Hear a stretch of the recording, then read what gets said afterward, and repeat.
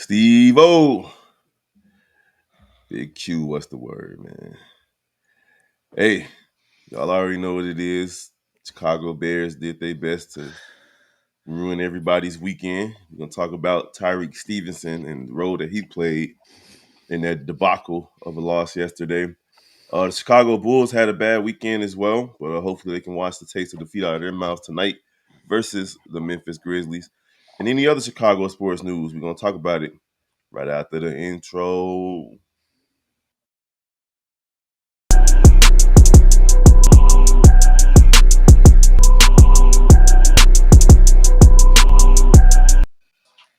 right, good morning, Chicago sports fans. Welcome to another episode of Chi-Town Sports Central. It's your boy, bro. We got Q and Steve-O Speaks in the building. We're going to go ahead and rip the Band-Aid off, guys. I don't want to talk about this, but we got to talk about the Chicago Bears lost to the Washington Commanders in Washington yesterday. And a game that, frankly, the Chicago Bears didn't deserve to win anyway, just based on the effort that they put out there. 0 touchdowns for Caleb Williams. No real offensive threat until the fourth quarter from the Chicago Bears, in which they inexplicably had the lead with 20 seconds to go. And somehow Matt Eberflus, whenever the Chicago Bears find themselves with a lead late in games, him as a coach, I think they're 1-13 in those situations. Um, I just I just don't know what else to say about Eberflus. He's supposed to be a defensive coach. Sending 3 on the Hail Mary was just silly. Giving up that 15-yard underneath route prior to the Hail Mary, not sending pressure at all, just basically hoping that the Bears could do the right thing and bat the ball down at the line. Finally, Tyreek Stevenson taunting the fans while the play was actively taking place, and then subsequently tipping the ball to the man that he should have been guarding. I mean, bro, I mean, everything else aside, offense, defense aside, Tyreek Stevenson, this loss is on you, my guy. And I don't care how many times you go to Twitter to apologize. The Bears lost the game yesterday because of you. Who else? Who want to talk? Y'all go ahead, talk. Go ahead, Q. I need a second to talk because, I was watching y'all and I got the same feeling. One, as bad as Caleb played this game, I can't blame Caleb for shit. Caleb did what you want a quarterback to do.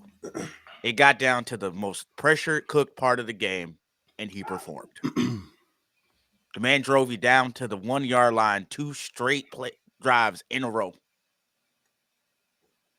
You fucked up one of those with some weird last second.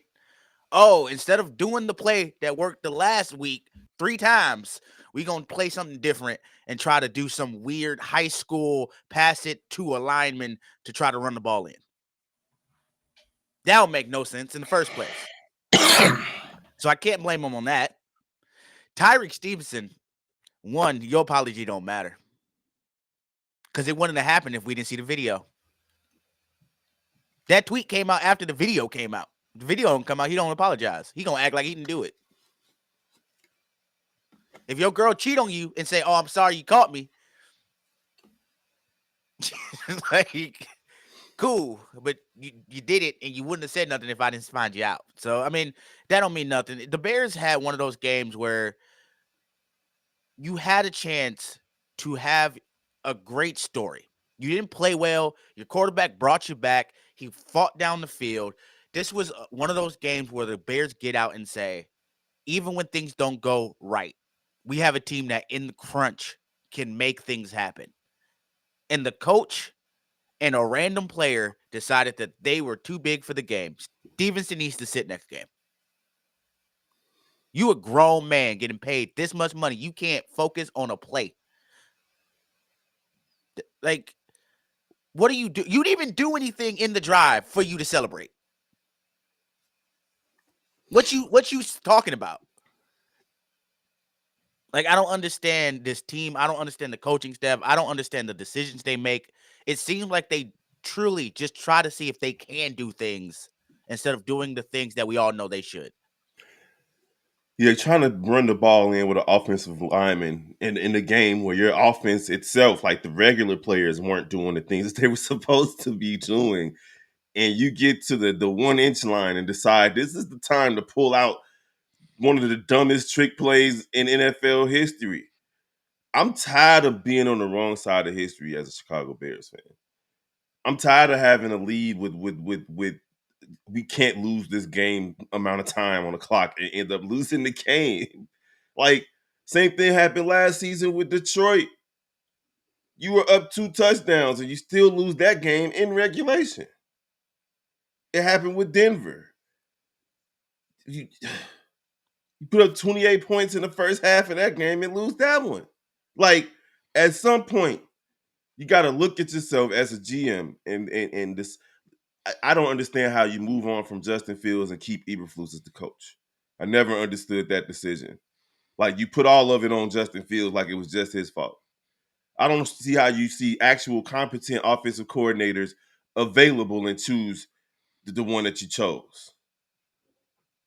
Shaky Shane Waldron, bro. You take all these weapons and you like, you know what? I'm gonna do stupid stuff all game. Do just dumb things. I'm called dumb plays. Y'all had a week and a half to get ready for this game. Steve-O, a week and a half. And didn't do anything for 3.5 quarters. And the defense, we tried to talk about it yesterday on the post game show. I ended up leaving the post game show because I got tired of having a circular conversation about it. But the defense did their job. They didn't give up a touchdown until the Hail Mary play. Now, obviously, you take they got to take the onus on that. But you hold a team as high powered offense as this team has been all season to nothing but field goals while your offense is sitting over there trying to figure it out. And Caleb, my guy, Joe, like the overthrows, the underthrows, the misses. You're the number 1 overall pick, and you're going against the person that was picked right after you, and you go out there and just wet the bed. It's just too many holes on this team. Go ahead, Steve-O. I've had it. I haven't yet to waver. I don't care how people feel if I'm overreacting. I've had it. I'm done with this head coach. I'm done with this OC. Quite frankly, I'm done with this whole coaching staff once again. I'm quite frankly, I'm looking at polls because from you make all this happen. You pick the OC, you pick the head coach, you pick the players. I'm seeing the same results for 3 years. I'm done. I'm done. Like you pick Dan. You had an opportunity to pick Dan Quinn, who we faced yesterday as the head coach. He thought he had the job. What you do? Pick fucking Matt Eberflus. Nobody even knew we was even talking to him. And then this is the thing about Flus that Flus is just he doing his job. Fuck, you're a head coach to sit there after that game and to double down on every stupid ass decision that Shane Waldron made. You gotta go. Not even To just sit that. here to hold That on, mod Kev. said he said that 15 yards didn't matter. Didn't matter. What? You a head coach? Said get the fuck out my get out. Get out my you not allowed in this facility as a head coach saying some bullshit like that. First of all, why are we sending 3 on a Hail Mary? Why is this? I don't even think y'all pay attention to that. Go. I want y'all to go look at the clip. Why the fuck is TJ spying fucking Daniel Jones? Why? What is he spying? I don't give a fuck if he run 40 yards, 60 yards. He had a 70-yard run to get a touchdown. He was not getting to the end zone if he ran. Send 4, send 5, send everybody else to the end zone. Not the line, the end zone. It's too many it's too many stupid shit. It's not like, once again, it's one thing to just not be good. It's one thing to just get flat out coach. No, you called a dumb game today. We had 3 timeouts, so you didn't use it. You didn't use it. You sat there and watched your offensive coordinator. We've been struggling to run the ball because he's abandoning it. And every time he ran, he got under center, positive yards. Swift had a hell of a game. You do all that to take the ball out of his hands and give it to this fat ass motherfucker who ain't never ran a goddamn ball in his life? That's the decision you make? Before that, you let this motherfucking quarterback run 2 QB draws on 3rd and 4th? I can't. I'm done. There's nothing possible Flus can do to keep this job. There's nothing possible Shane can do to keep this job. Pose, you need to fix this shit expeditiously. And when you look at the Bears, right, and you look at their OC, there's gonna be stupid people who talk about, well, the Bears came back and they scored a little bit. That wasn't Shane. That wasn't Shane. The Bears play good when the Bears are playing fast pace and just going. When they're not using the full playbook, like that's when they look good. Whenever they take a moment to listen to Shane, they look like trash all season. And yesterday when DeAndre Swift, when he ran that 59-yard touchdown, I couldn't even celebrate. I on the live. I should have listened. They were getting mad at me. I'm like, I can't even celebrate because it was just like that was damn near like a broken play to me. Like it wasn't because the Bears figured something out. It was just like, okay, good job for Swift. Tackle. Right. I'm not taking it away from Swift, but Dub kind of pissed me off. He like, you're not a fan then. What you mean? Like, no, I'm just not a homer. Like, I'm not gonna sit here and celebrate ineptitude. I should have listened. Cause it's like, come on, man. That wasn't because the Bears finally I didn't see that as a play that was gonna lead to a victory. It just felt empty to me. It didn't because the next drive, it was an empty drive. Exactly. It felt empty. Because the next drive, instead of giving the ball right back to the dude who just scampered for 59 yards, you go out there and say, all right, now we about to do some empty sets and pass the ball again. And that's exactly why I couldn't celebrate that play. That's why I didn't feel good about that touchdown. I'm always excited when the Bears score. Let's let that be on the record. I want the Bears to win football games. I want them to get touchdowns, but it just didn't feel right. It didn't feel right. And you're right, because I was usually, like I said, when you said it, I said it's usually me talking like that. And deep down, I felt it. But I'm trying to buy into the hype. I'm not trying to be a negative Nancy because that's kind of what my connotation over there at times. Mm-hmm. I see the bad before I see the good. Mm-hmm. And that's just how I operate. Today, I decided to ignore that and it bit me in my ass. I ain't going to do it again, though. Listen, and I didn't even feel bad taking on the Steve role in that situation. I'm like, whatever. Yeah, be mad. The comments is coming at me and everything. And now in hindsight, I'm pretty sure more than just me feel that way about what happened yesterday, bro. Like, it just didn't make sense the way they were calling the game offensively or defensively. Like Eberflus, bro, you got him in a zone. You letting Jayden Daniels just pick you apart. Just pick you apart, bro. That cover 2 stuff is stupid. But I will never forgive this man for the way that he manages the defense when we have a lead late in the 4th quarter. His entire tenure as a Chicago Bear. It's never go kill. It's always preserve. Let's back up. Let's play. No, go in the game. You could. We seen the same situation a week ago against the Lions and Vikings. Yep. Guess what the Lions did? They sent 5. Yep. Sack in the game.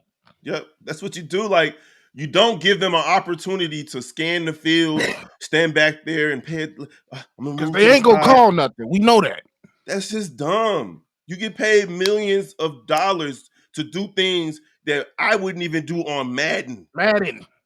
Well, the issue here is they don't trust their players. In what world on the 1 yard line do you pass it to a lineman instead of your running back? Unless you don't trust that he can run it in. I don't think it's trust. I think as a coach, and I've talked to coaches sometimes, they overthink. They overthink the situation constantly. That's an overthought situation. Oh, they're gonna expect to run, so let's catch them off guard. I'm gonna give it to Doug Kramer. That's just overthinking. That's out coaching yourself. Do the obvious. That's what I'm saying though. That's trust. You need to look at your team and be like, look, it's Roschon. Roschon gonna get in. We don't need no trade. It don't matter if they expecting to run. I want a not a quarterback, but I want a coach that's looking at this team that goes, we at the 1 yard line. We got Roschon Johnson. Put it That ass ain't our in. identity. That ain't our identity because we didn't even use Roshan majority of the game. That's the issue. That's what I'm thinking. It's not a trust thing. They're fucking stupid thing. That's what it is. It's not a trust because they gave him the ball the next drive and he scored. Just It's not a silly. trust. It's just stupid. Just silly, bro. Like, can anybody tell me where Cole Kmet is? Because He Shane was on the Waldron, sideline. He was on the The sideline whole when Doug game. ran that play. because He was Shane on the Waldron sideline. clearly don't see him. He don't see him at all. He don't. It's like the dude on Bulls that was on the Windy Marco. City Bulls. Yeah, Marco. Yes. Nobody saw. bro. Like, bro. My wife was like, she sent me a text message like, breathe last night because I don't know, man. Like, I feel bad for Chicago Bears fans because we deserved to see the Bears finally win an ugly game. Yep. A game that they had no business having an opportunity to win. We deserved to see them have a chance. And we deserve to go to bed happy. We deserve to take a shot like, ooh, that was an ugly game, but at least we came out on top. We 5-2 now, baby. I got drunk. I'm not even gonna. I got drunk. I've never in my life gotten so like I had to go drink after the game. I've never experienced that till yesterday. That's how much stupid shit I've seen. Like some of the shit I rewatched the game this morning, and some of the stuff I'm just seeing. I'm like, where's you're getting paid money, millions to do this shit, and I'm looking from a fucking computer telling you why you doing that. Do you not see what I see? Do you not understand what's working? And Caleb, you are not off the hook. Caleb Williams. Oh, Nick, boy, Caleb. First of all, like I said, that I ain't nervous shit. Shut the fuck up. Yes, you was. Mm-hmm. You do get nervous because Mm-hmm. you was rattled all day. Now I'm gonna give you a little bit of leeway because your line did not help that first half. But some of them damn majority of the balls you threw all 10. I think he was 10 for 24. 17 to 18 of the passes was dirt balls. Yep. The other ones was I seen him throw a screen to the sideline and it went to the fucking row. The row of the crowd. I've never seen that in my life. I've never seen anybody overthrow a screen pass like I've never seen it in my life. Not like fingertip overthrow. Like he hadn't. Yao Ming could have caught that shit. Completely sailed, bro. Completely sailed on him. So it's like, as soon as he said, I don't get nervous, bro. Like when he said that, I was like, oh man, I don't like this.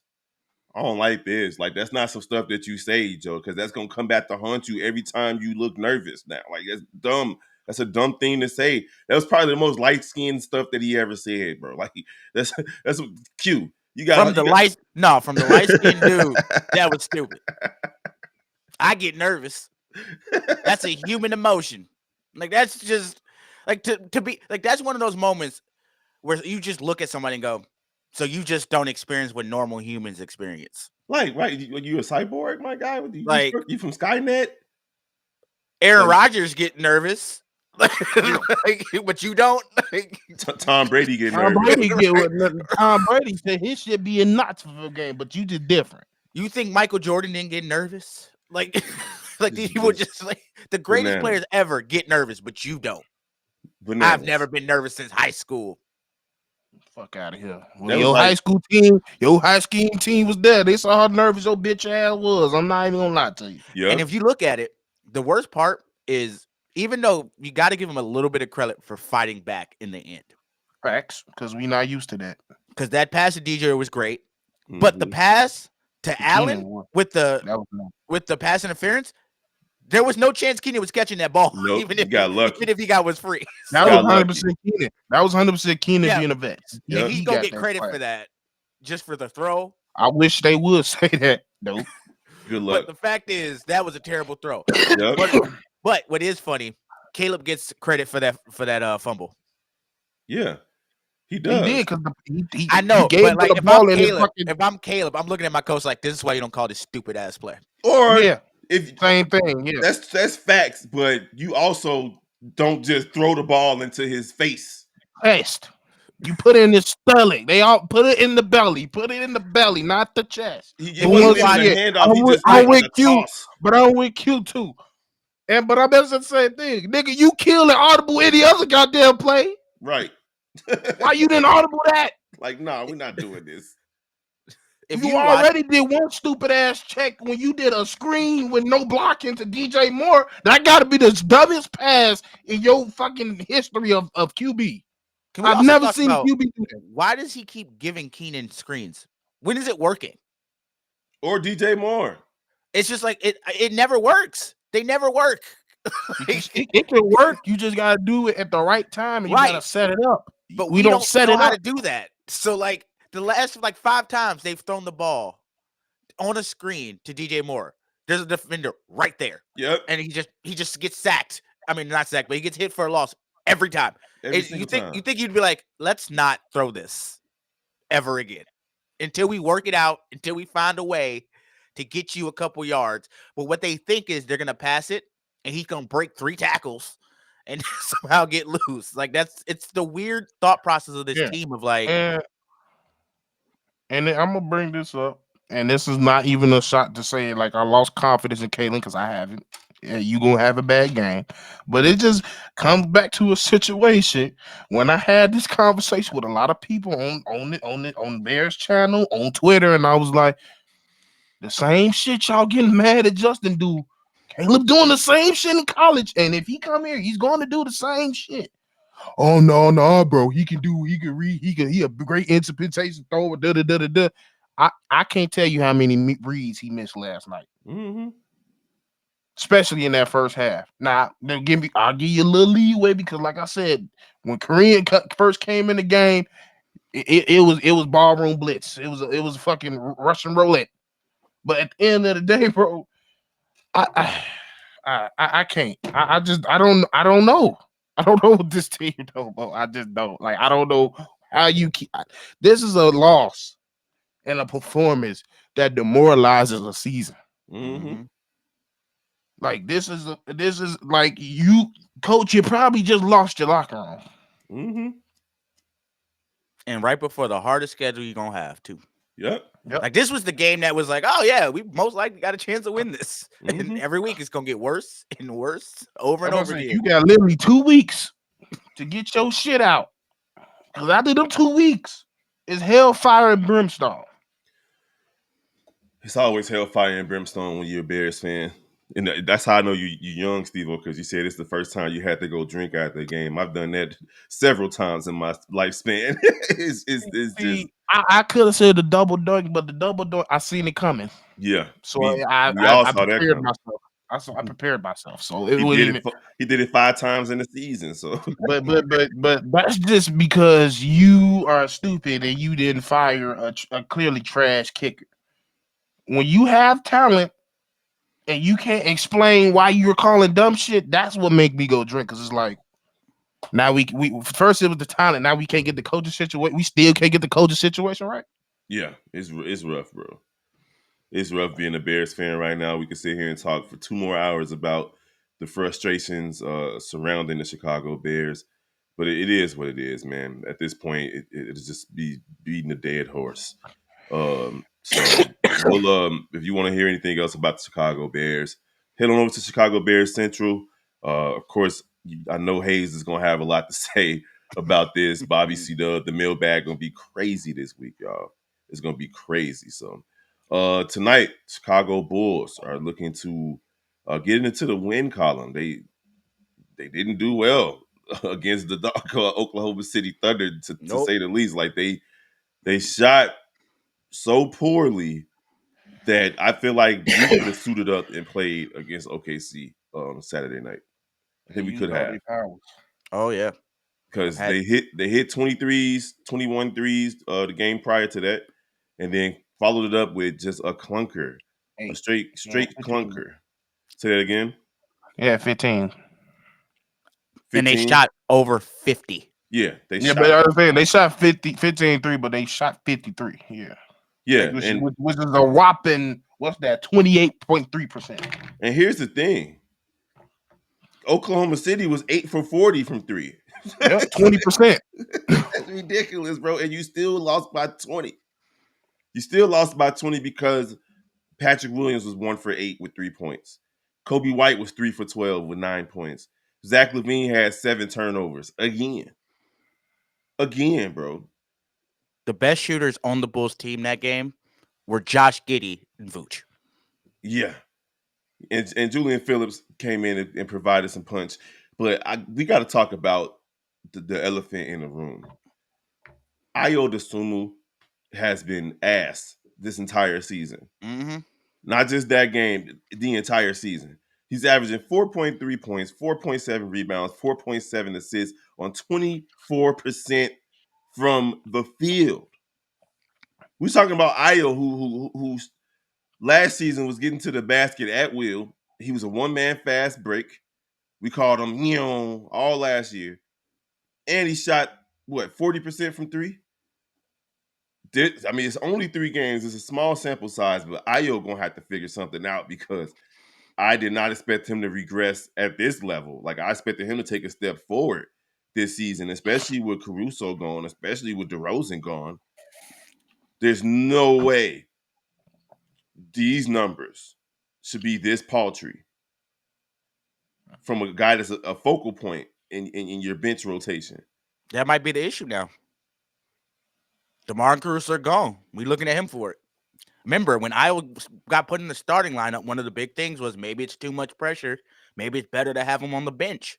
It's a better role. He feels like he's coming off the bench. He gets a little bit less, of pressure. And now the two people like DeMar and, Caruso gone. Now he has that pressure again. And now we're starting to see it. There's no pressure if you're running with the second unit. Like, you shouldn't have that pressure. Like, if you played better as a starter with DeRozan and LaVine and them than you are now. Like, it don't make sense to me. Like, it's you should be ready to run the show with the second unit. It makes no sense. So whatever's going on with you, Ayo, you need to go sit down at your favorite Harold's and get your mild sauce and your lemon pepper and eat some chicken, get a piece of puff on the side, and self-reflect, my guy. Because what's happening right now is embarrassing. It's 1 for embarrassing, 11 is bro. crazy. Say that again. So 1 for 11 is crazy. And he wasn't the only one. He not, but Nope. like I said, like with Caruso being going, he's the next guy. He's a very important faculty of that bench piece. So I think it is. I still think it's a little bit of pressure on him just because, like, they're looking at him when the bitch come in. That wasn't necessarily the case. Like, when we came in, a lot of times it was Alex. Alex was able to live up to that, and I'm not gonna put too much stock on it because, like, we 3 games in, he just having a bad start off. He's shooting the ball bad. You just, if this continues and it's a month in that you're not getting your feet within yourself, then I'm gonna start looking at it. But 3 games in, yeah, he ain't playing good, and that's the reason why we are losing these games. But yeah, like, he just got to play better. He just got to play better, and he know that. Plain and simple.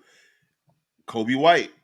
You can't have these. Yeah, that's what I want. You cannot have these games where you go off one game and the next game you just disappear.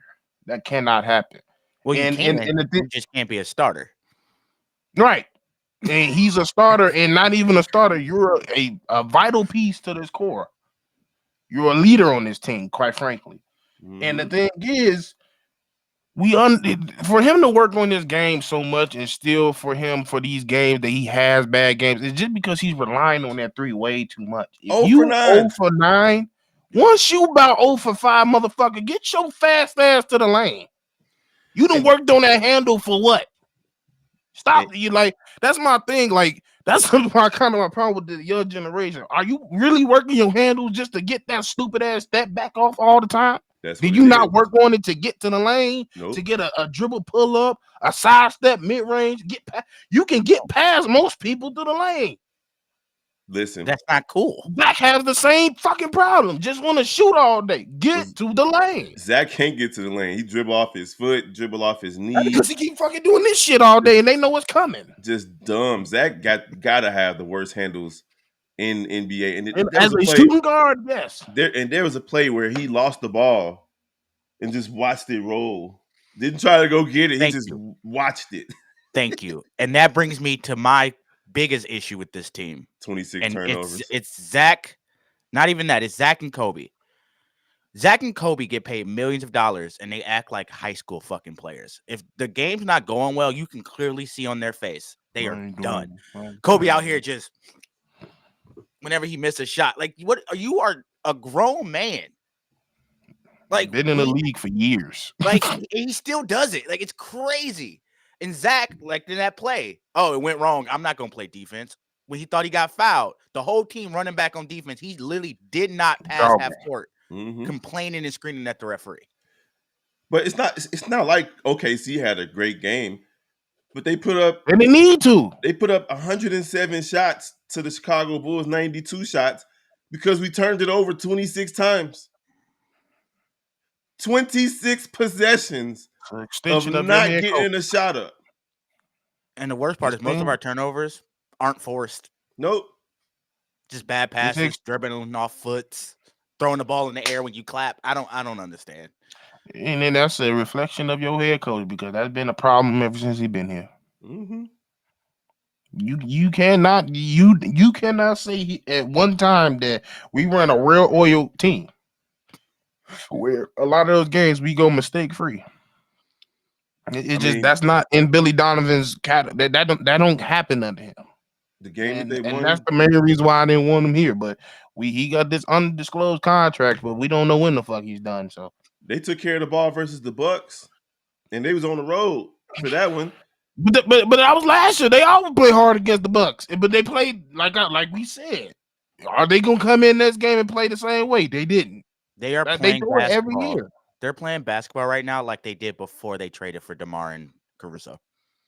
Mm-hmm. One game we're here. One game I don't know. We don't want to play basketball no more. It's just back and forth, whatever you get. There is one bright side this year.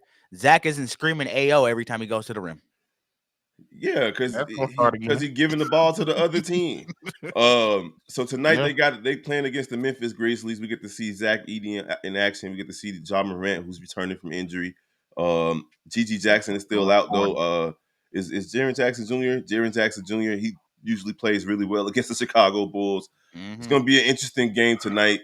Make sure you guys head on over to Chicago Bulls Central for any analysis, pregame show, halftime show, and postgame show with Hayes. And, of course, the Shy Bulls podcast with Bobby, C-Dub, Steve, and myself will be in and out of the live call tonight as well.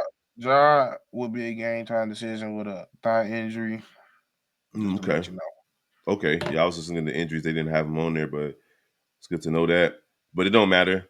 The Bulls will figure out a way to make sure that it's not going to be – it don't matter who's out there. The Bulls let's try for 63 threes today. Listen, they were spamming threes like nobody's business, bro. Like Boston. It's to the point now where they have a wide open lane to the rim. I'm gonna go to 3-point line. I don't want to lay up. That's sad. Like we Boston or Golden State or something. That's sad. You couldn't even score 100 points with that approach. And at some point, the coach has to say, "Stop shooting threes." He got to say it in a timeout. Don't say stop anything. He don't say stop turning the ball over. He don't say he chewing gum. He chewing gum. Yeah, he's too busy chewing. Can you imagine chewing 55 3-point shots and not getting over 90? I mean, not over 100 points. That's crazy. I can't imagine it. That don't even make logical sense. It do bear Bulls wise. That's insane. Chicago wise. It's Chicago wise. Chicago Chicago sports. Because the Blackhawks ain't no better. They all just bad. That's insane. And now, and you know what's crazy with Chicago Sky firing, and we'll get out of here because we've gone over. But Chicago Sky firing Teaspoon. It's been 6 WNBA coaches fired now this season, this offseason, which means that most of the coaches that are available are going to not pick the Sky. It's like for every other team that fired coach, that's a nail in the Chicago Sky coffin. Yeah, I'm good. Jeez. That's what they're gonna instantly hit. I'm That's good. wild, bro. That's wild. You can't even improve in that area. So, all right, man. Y'all already know what it is. We appreciate you guys for all the love and support that you've given us over here on Southtown Sports Central. Of course, follow the rest of the family: Chicago Bulls, Bears, Sky, Blackhawks, White Sox, Cubs, Central, and NBA Central. Should be back tonight for NBA Central after hours, after the last game finishes. And then you also have the Shy Bulls podcast with C Dub and Bobby for Q and Steve O. It's your boy Big Kev. We're gonna holler at y'all next time. Peace. Peace.